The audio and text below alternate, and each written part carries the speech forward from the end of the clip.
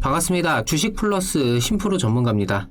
주말간 이 오미크론 변형 바이러스로 인한 우려감에 지난 미증시는 큰 폭의 하락을 보였고, 이에 대한 영향으로 월요일 초반부터 우리 시장은 강하게 밀리면서 시작을 했습니다. 하지만 이전 조정으로 인한 낙폭이 어느 정도 선반영된 것과 이 오미크론 변형 바이러스의 치명률이 그다지 높지는 않다라는 이야기가 또 나오면서 장중 지수 낙폭을 빠르게 축소를 했고, 매매 동향에서 외인과 기관의 매수세가 상당 부분 들어와 준 것도 시장의 하방 경직성을 좀 보여줬다, 이렇게 좀 생각이 됩니다. 그간 시장에 영향을 좀 과도하게 줬었던 이 기관이 순매수를 좀 보이면서 이제 다시금 이 매수세 전환을 본격적으로 나타낸다면 오히려 이번 하락으로 인해 분위기 자체를 좀 바꿔주는 계기로 작용을 할 수 있다라면은 충분히 활용할 만한 변동으로 삼아볼 수가 있겠습니다. 지금의 시장 하락은 이미 나타난 결과고, 이미 수익권인 종목을 청산하는 게 아니라면은 철저히 지금의 하락이 어디까지 이어질지를 판단하면서 대응을 통해서 지금의 사태 해결을 하는데 주력할 필요가 있겠습니다. 금일 이 시간에는 이 두산중공업 관련해서 말씀드리는 시간을 가져보도록 하겠습니다. 이 두산중공업에 대한 대응이라든지 정보, 시장 상황, 이런 여러 가지 것들이 궁금하고 지속적으로 관련된 내용들, 정보들을 좀 받아보고 싶다 하시는 분들은요, 구독, 좋아요, 알림 설정까지 한 번씩 부탁을 드리겠습니다. 두산중공업은 지난주 금요일에 이 발행가액 18,100원에 1조 5천억 원 규모 이 유상증자 결정 소식으로 인해서 금일 좀 큰 폭의 하락을 나타냈습니다. 이 유증 사유로는 재무구조 개선과 함께 이 신사업 동력으로 활용을 하겠다라는 것인데, 어찌되었건 이 당장 채무 상환을 이중 7천억 원가량 사용하기 위해서 유증을 실시한다라는 이유로 부정적인 심리가 좀 작용을 했다라고 볼 수 있겠죠. 최근 이 원전 섹터는 이슈의 연결이 이어지지 않으면서 당장의 순환 기조에서는 잠시 멀어졌던 상황입니다. 여기서 악재성 이슈가 나오면서 이탈되는 물량들도 상당히 나왔는데, 결국 이 당장의 하락은 불가피할 수밖에 없겠지만 이 과정을 이겨내면서 상방을 다시 노려볼 것인가, 아니면 추가적인 하락 내지 이 매매 회전을 위해서 내가 좀 매도 포지션을 좀 잡아야 하는가, 이런 판단과 결정이 필요할 수밖에 없겠는데요. 사실 두산중공업의 미래는 이번 유증 소식이 나오기 전까지는 나쁘지 않았다는 생각입니다. 그간 재무구조 개선을 위해서 자회사를 매각하는 등 이 자구안을 활용하면서 원활한 그 과정들을 보여줬었고, 이제 마무리까지 얼마 남지 않았던 상황이었죠. 전 세계적인 친환경 기조에 맞춰서 이 차기 대선과 맞물리는 시점에는 정책적인 푸시까지 더해지면서 이 탈원전으로 인했던 이 체질 개선의 효과와 다시금 이 원전에 대한 중요성이 강조되면서 이 두 마리 토끼를 함께 잡을 수 있는 것이 아니냐 하는 긍정적인 전망이 앞서고 있었습니다. 두산중공업은 이번 유상증자를 통해서 1조 5천억 원 가량 가운데 7천억 원은 채무 상환에 사용을 하고, 나머지 금액은 신성장 사업을 위해서 적극적으로 투자하겠다라고 밝혔는데요. 무난한 실적 개선을 통해서 채무를 해결하는 게 아니라 유상증자를 통해서 좀 해결하는 것 자체가 조금 아쉬울 수밖에 없는 상황이기는 합니다. 하지만 그 이면에 있는 이 신성장 사업을 위한 적극적인 투자라는 부분이 정말 메리트가 있을까? 이걸 한번 생각을 해보자면은 수소 터빈이나 해상풍력, 소형 모듈 원전 등 이 친환경 에너지 분야에서 앞으로도 중요하게 작용할 수 있는 그런 영역들이다라는 것은 맞습니다. 이번 유증 이슈 이전에도 마찬가지였지만 원전으로의 회귀와 이 친환경 에너지 사업 영역의 성장에 대한 기대감으로 주가 상승을 좀 바랄 수 있는 그런 상황이었는데, 이게 조금 딜레이가 된다라고 좀 봐야겠죠. 결국 기존의 관점이던 이 원전과 친환경 에너지 두 영역의 성장은 여전히 앞으로도 기대를 할 수 있는 부분은 맞고, 당장의 유증으로 인해서 주가 상황이 다소 눌리는 것을 피할 수는 없겠지만, 이번 기회에 아예 채무를 깔끔하게 해결을 하고 나서 앞으로 나아갈 것만 생각할 수 있게 되었다, 이렇게도 볼 수는 있을 겁니다.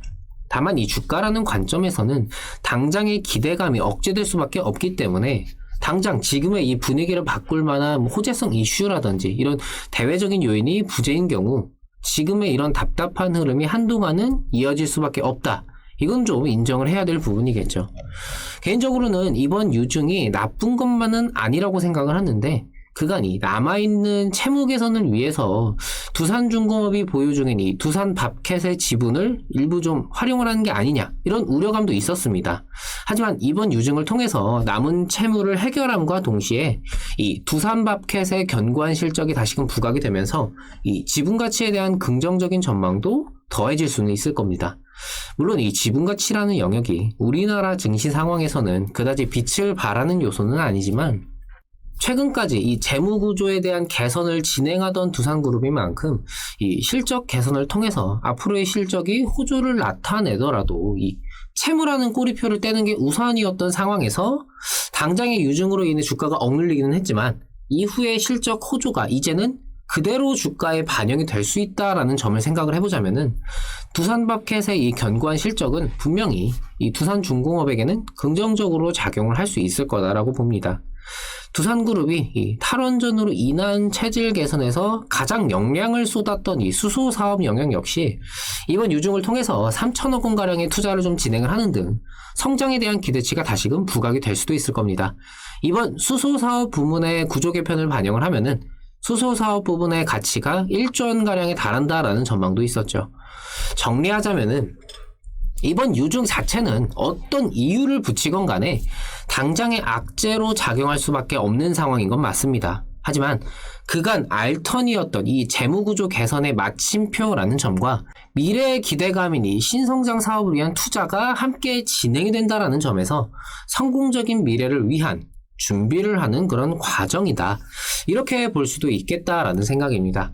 물론 그 미래가 언제 다가올까, 여기에 대해서는 사실 이 시간적인 소요가 필요할 수밖에 없겠지만, 기대감이라는 녀석이 주가 상승을 만들어내는 것을 생각을 해보면은 탈원전 이후 이 차기 대선에서의 정책적인 푸시와 채무로 인해서 온전한 실적 선장이 반영되지 못하던 지금의 이 기조가 바뀌게 된다면은 다시금 두산중공업의 주가에는 기대감이 턴이 작용할 수 있겠다, 이게 좀 생각보다 빠르게 나타날 수도 있겠다라는 생각입니다. 최근 변동장세도 그렇고 이 순환에서 동떨어진 종목들은 온전한 기업 가치를 평가받지 못하고 수급에서 좀 소외되면서 밀리는 그런 시장이었죠.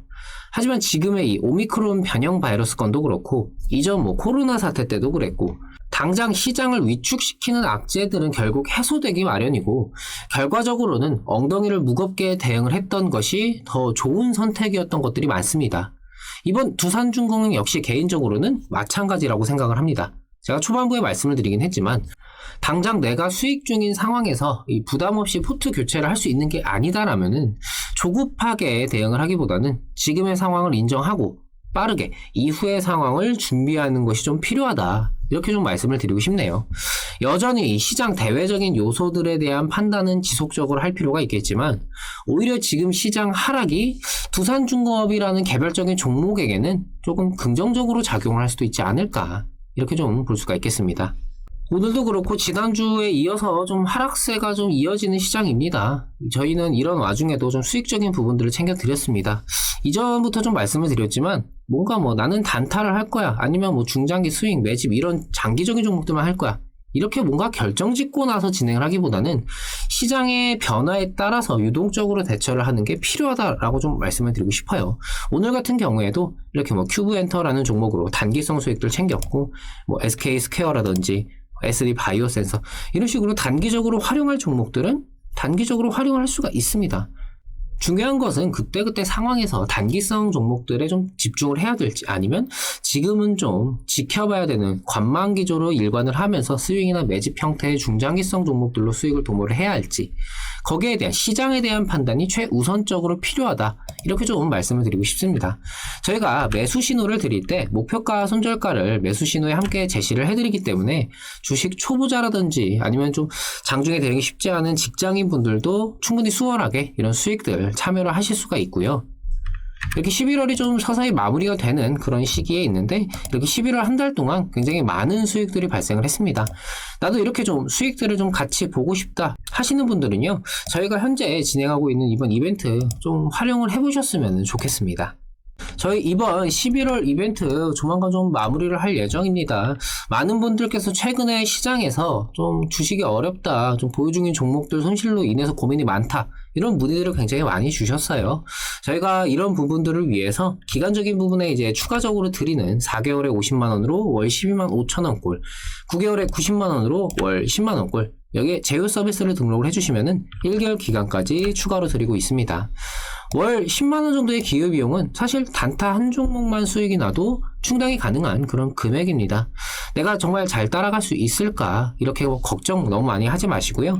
하단에 있는 010-775-2362 이 번호로 본인의 성함만 문자 남겨주시면은 저희가 직접 연락드려서 상담 도와드리도록 하겠습니다. 이것저것 궁금한 것들 편하게 말씀을 나눠보시고 나서 결정을 해보시기 바랍니다. 현재 이 시장 상황도 그렇고 이 두산중공업이라는 이 종목 개별적인 상황도 그렇고 앞으로도 계속해서 이런 변동들에 대해서 좀 집중을 해야 된다라고 생각을 합니다. 두산중공업 저 개인적으로도 관심을 많이 갖고 있는 종목인 만큼 이후 변동이라든지 추가적인 상황에서 다시금 영상 통해서 좀 말씀을 드리도록 하겠습니다. 저는 또 좋은 내용들로 다시 찾아뵙도록 하겠습니다. 감사합니다.